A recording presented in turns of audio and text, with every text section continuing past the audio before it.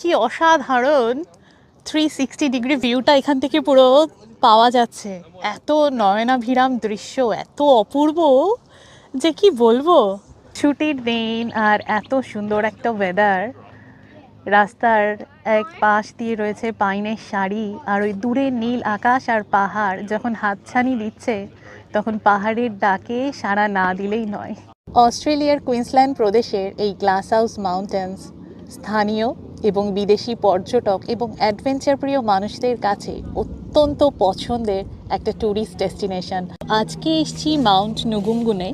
তো এখানকার নিয়ম হলো যখনই কোনো পাহাড়ে উঠবে তার আগে এখানে জুতো ক্লিন করে নিতে হবে। তো এক ধরনের স্প্রে হয় আর ব্রাশ থাকে, তো সেই দিয়েই জুতো পরিষ্কার করে নিতে হয় যাতে কোনো জার্ম বা অন্য কিছু যাতে তুমি নিয়ে যেতে না পারো। এবার প্রশ্ন হলো গ্লাস হাউস মাউন্টেন্স কেন বলা হয়। কথিত আছে 1770 সালে ক্যাপ্টেন জেমস কুক এই পাহাড়গুলোর নাম দেন গ্লাস হাউস মাউন্টেন্স, কারণ এই চূড়াগুলো তাকে তার নিজের কাউন্টি ইয়র্কশায়ারে কাচের চুল্লির কথা মনে করিয়ে দিয়েছিল। তাই তো প্রচুর লোকজন এখানে আসে ট্রেকিং করতে, বুশ ওয়াকিং করতে। প্রচুর ট্রেইল আর ট্র্যাক রয়েছে, 11টা মতো পাহাড় রয়েছে এবং লক্ষ লক্ষ বছর ধরে ক্ষয়ের ফলে এগুলো এক একটা এক এক রকমের আকার, এক এক রকমের রূপ নিয়েছে। তো এই 2.8 কিলোমিটার রাস্তা যাতায়াতে প্রায় তোমার 1.5 থেকে 2 ঘন্টা সময় লাগে আর কি পাহাড়ের চূড়ায় পৌঁছতে। যখন বৃষ্টি হয় তখন অনেক রাস্তাগুলো বন্ধ করে দেওয়া হয়, তার কারণ ধস নামে, তো সেই জন্য বন্ধ করে দেওয়া হয়।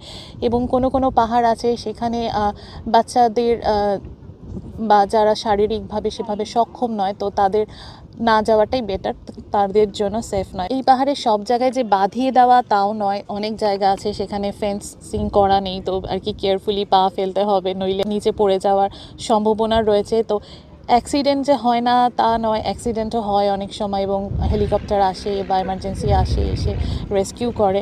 এই যে মাটিটা দেখছো এটাকে অকার বলা হয়। তো এখানে যে আদি জনগোষ্ঠী যারা, তারা এটাকে তাদের নিজেদের গায়ে ট্যাটু বানানোর জন্য আর কি তারা ব্যবহার করে, কিংবা যে রক আর্ট গুহায় যে ছবিগুলো তারা আঁকতো এক সময়, তো সেই কাজে তারা কিন্তু এই মাটিটাকে ব্যবহার করতো এর সাথে জল মিশিয়ে।